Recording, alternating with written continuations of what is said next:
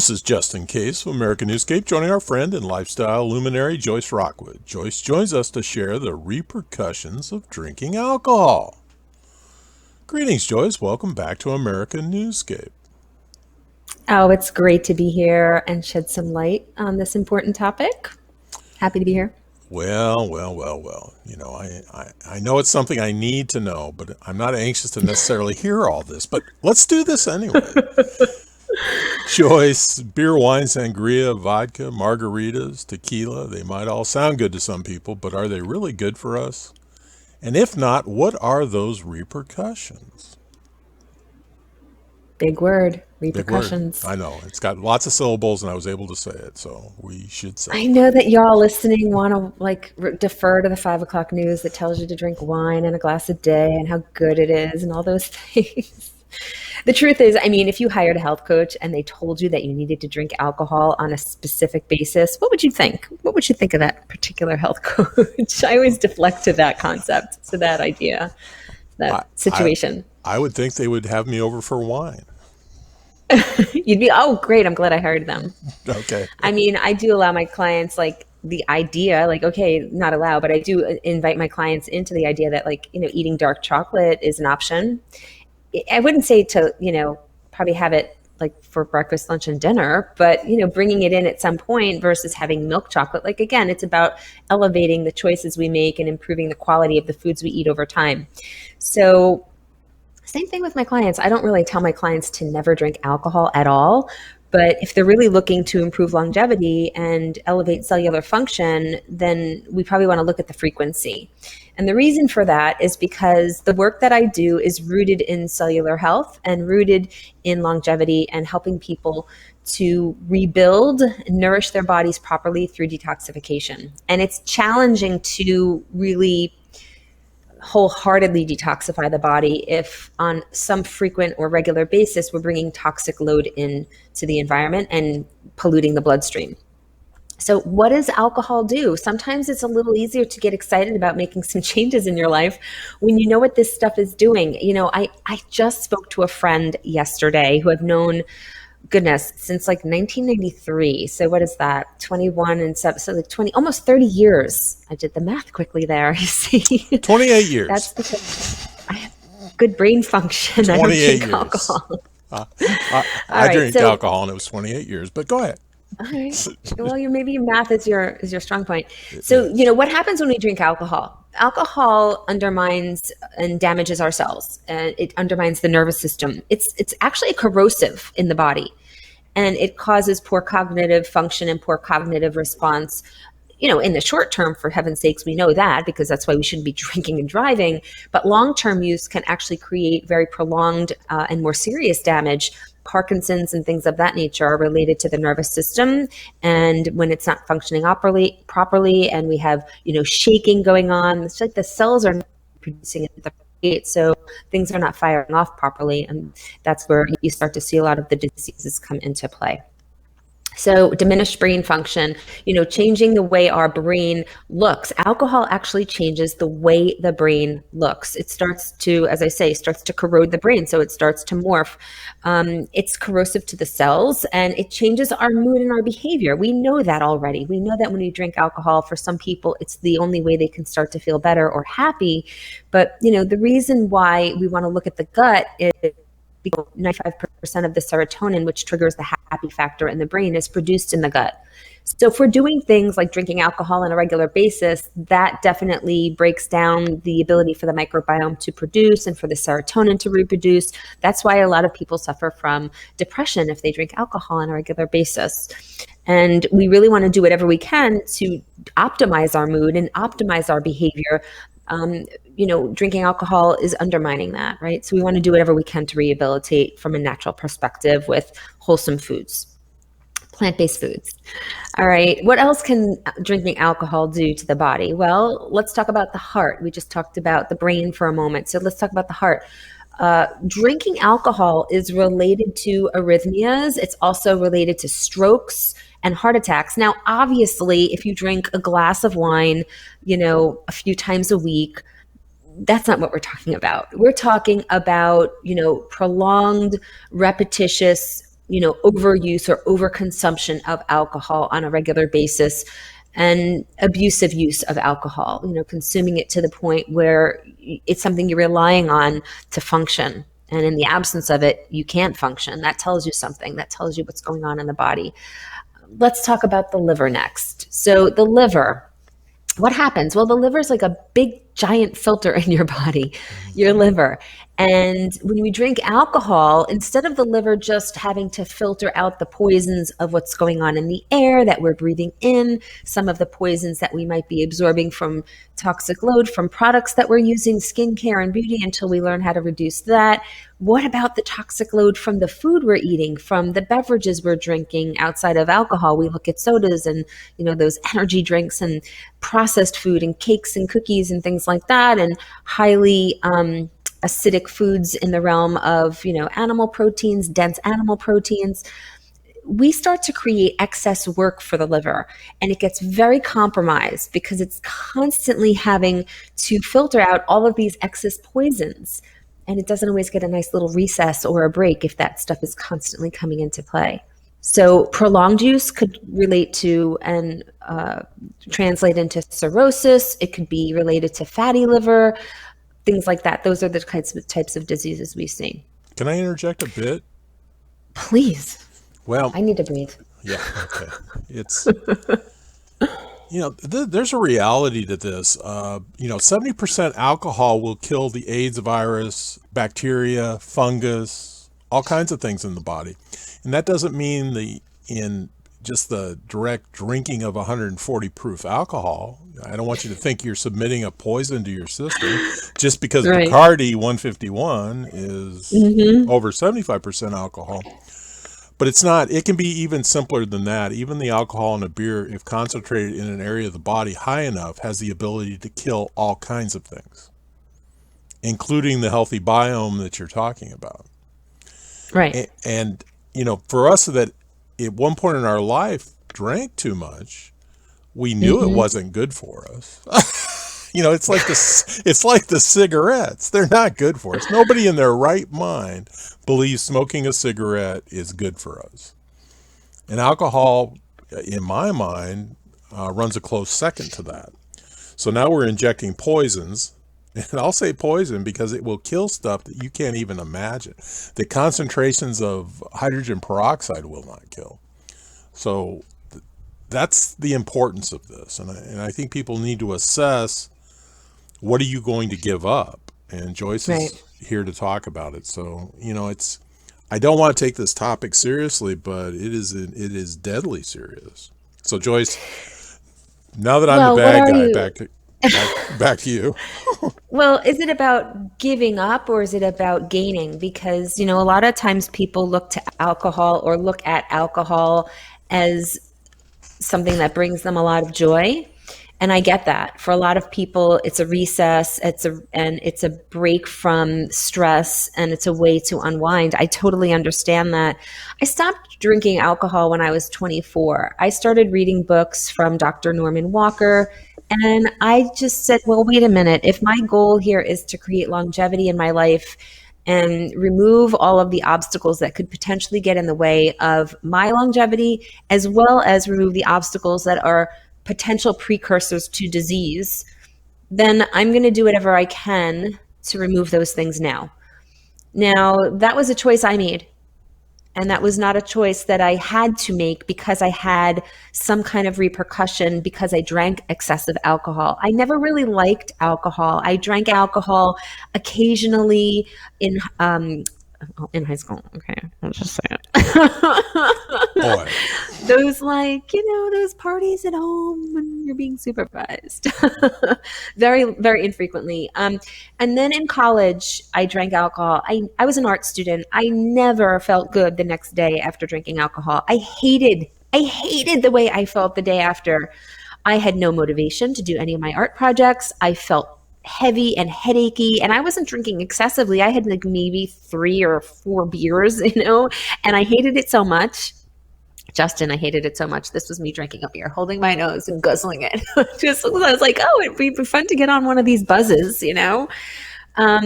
And so I just had to deal with that the next day. I was like, oh, well, I felt a little, woozy and funky and fun and, loose in my body and all that during that time. And what is the word I'm really looking for? Like liberated. But I just said, I'm going to figure out other ways to feel liberated, because if that at the end of the day, like the next day, this is the payoff. Like, this is horrible. It wasn't worth it. Well, It wasn't worth it. let me share a little bit. When I was a consummate drinker and I was very good at drinking, and I was in a business that there was a lot of alcohol involved, and spent 6 nights a week out in the clubs and drinking. And by the time I turned about 23, it's not that I did not have an addiction to the alcohol, and sadly, some people really do. Yeah. And I just quit. I quit and I faced it because it wasn't enhancing my life at all.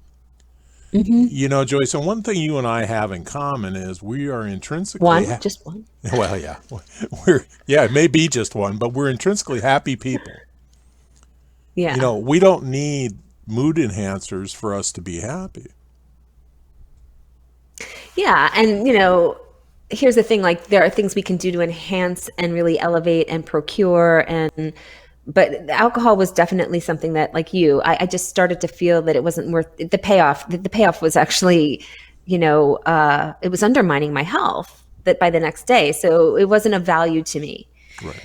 Like I said, I was an art student, had no motivation to do the projects that I had to complete. And I just felt disgusting in my body. It wasn't worth it.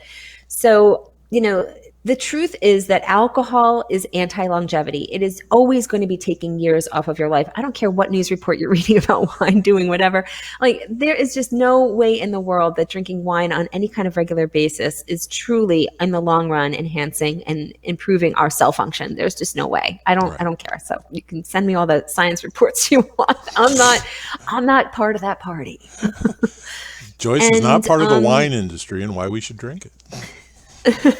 Now here's the thing, like, if you're going to work with me, you can still drink wine and you can still drink your beer and you can still drink your vodka and your tequila and stuff like that. I'm going to support you with bringing in higher quality choices when you do.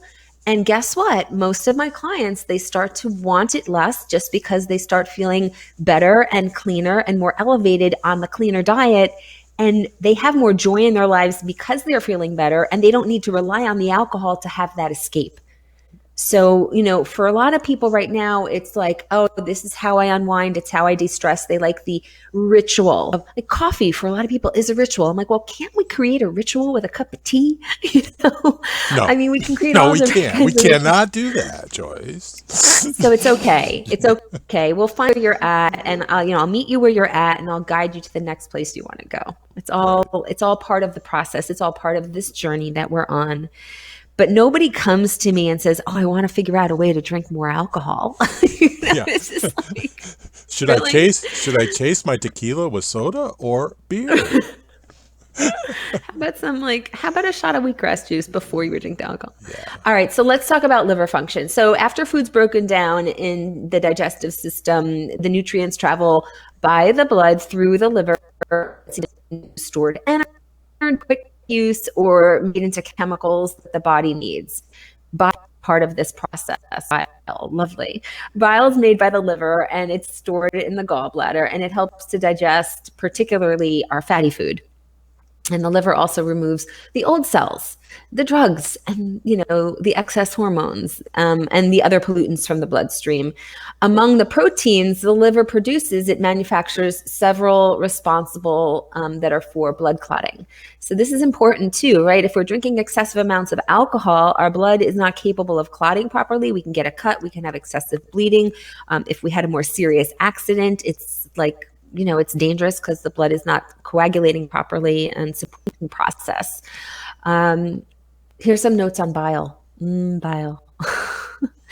It doesn't contain any enzymes. It just contains the substances that emulsify the fats. Okay, your bile doesn't actually digest the fats. It breaks them down so that they can be absorbed by the intestine and dealt with by the other systems. So, again, if the liver's not functioning properly and the bile's not digesting fats properly, that's kind of why we have that thing called fatty liver that can really start to be part of this process of drinking of excessive alcohol over the course of many years.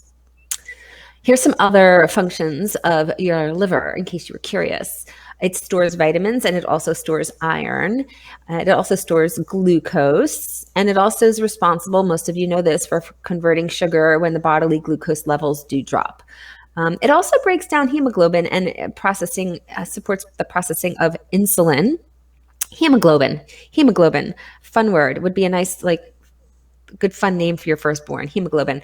Hemoglobin is responsible for transporting the oxygen to your cells. I always talk about drinking green juices on a regular basis because the green juices support the production of hemoglobin in the cells, and the hemoglobin is what carries that oxygen. Hence, green juices support a life elevating and positive cellular response in the body. That's how we rebuild our cells more quickly, and we support the sloughing off of the old cells so that they can truly get out of the way.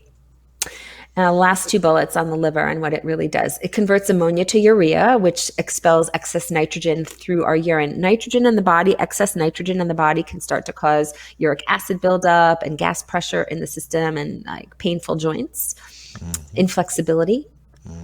And your liver is also responsible for destroying the worn out blood cells. That's all part of the lymphatic system too. So your liver is an important big organ in your body underneath your right rib cage, underneath your right rib cage, where the hepatic flexure of the colon is also going to meet up with it. All right. So of these bullets that I just shared, of these powerful mechanisms and responsibilities of the liver, processing sugar, of course, and insulin is perhaps the second most critical function to detoxification. And that's what we talk about most here, is nourishment and detoxification. And so your liver is a storehouse. It's a storehouse for sugar between meals. It also allows for the compounds to be converted to glucose when a surge of energy is needed, like if you're running from a saber-tooth tiger.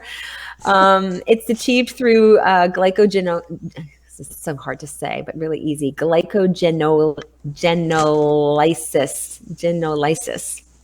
It's the process of turning glycogen into glucose, okay? I know, easy for me to say. Or through glyconeogenesis. That's the harvesting of amino acids and waste and fat. Whoa. And last thought, then you can jump in. Thought. Insulin levels are regulated to allow for sugar storage at meal times. All the liver's business, all the liver's job. Okay, your turn.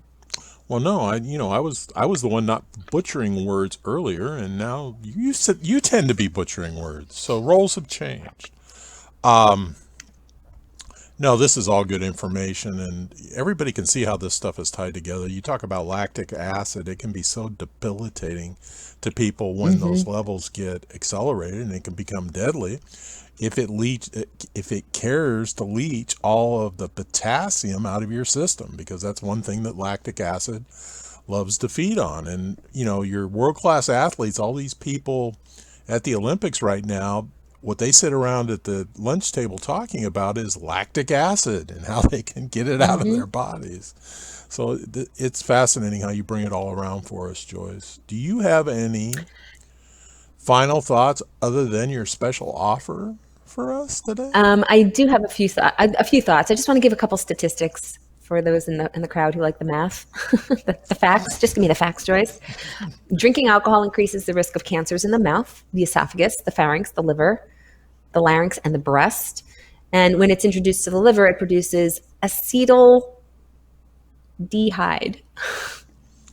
which is a toxic enzyme that can damage liver cells and cause scarring. It also dehydrates the body. We know that for sure, which is also what causes a lot of premature aging and fine lines and wrinkles on the face and over the course of all of our skin. And the liver requires a lot of water to function properly. So when the body's lacking in water, the liver's forced to pull it from other sources. And then the last quick bullet I'll share, statistics I'll share, is too much alcohol can lead to a variety of problems, which I've already mentioned, as well as that concept of fatty liver, which results in inflammation in the body and can potentially lead to hepatitis. Well, and not to mention alcohol poisoning, which is deadly. Absolutely deadly for some. Absolutely. It can be. And real quickly before I share the special offer, if we want to talk about how to heal the liver, stop drinking. And sugar. Really just decrease the amount of your drinking. Okay, let's be real. We do this in transitional steps. We don't do cold turkey unless we're literally, at death's door. But slow down the amount of drinking. You could be drinking half of what you're drinking in a serving. It doesn't mean you have to stop for an entire day. You just drink a little bit less that day.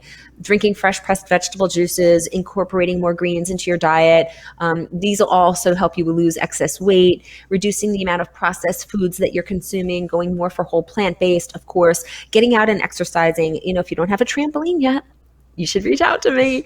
By the way, did you see the trampoline in the Olympics last night? No. Okay. Well, it was pretty fascinating, and I was pretty pumped. That was awesome. Okay. And just reducing your toxic exposure to fragrances and things of that nature, they do all cause the liver to work overtime. And of course, my absolute ultimate favorite, lymphatic dry brushing and colon hydrotherapy. Well, you need to come back here and talk about this dry brushing into detail, because it's something that interests me. And for everybody that thinks Joyce is not easy to work with, my goodness, she puts up with me. I mean, I eat bacon. I'm not a vegan, but she works with me, and she's really helped me. She's helped me adjust my diet in a positive direction, and that's why I enjoy interacting with her. And I'm not afraid to tell her what I'm doing, because how can she assess how quickly I'm going to be leaving this planet? But I encourage you to reach out to her and give us that special offer, Joyce. Let these people consider getting in touch with you. Absolutely. Okay. Thank you. Yeah, so I'm really excited about something I'm working on right now, which is my brand new online nutritional and detoxification course, so that you can learn all about this stuff. If this stuff's intriguing you and you're curious to learn more, right below this incredible segment that we've created and presented for you today, there's more, but wait, there's more. Go ahead, click on the link below, and I've got a form for you to fill out for you to be able to just get on the early bird list, just to get information. Once the course is launched, you'll have access to all of the amazing specials that I'm putting together. It's so exciting. I'm in a really great place right now with this edutainment edutainment program that I'm putting together. So you'll learn all about the pillars of my 3-pillar process in what will ideally be a 30-day program, but you'll have much longer access to all of the modules and the courses, so you can always come back to them.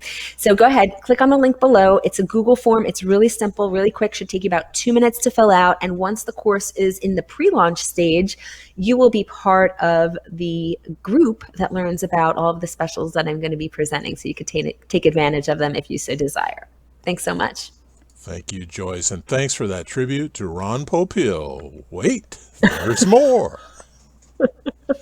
And everybody, if we do hold a temperance meeting, I'll be the one banging the bass drum, and Joyce will be the one leading the meeting. All right, thanks for joining us. Remember, free gifts, additional information, and links are provided in this video's read more.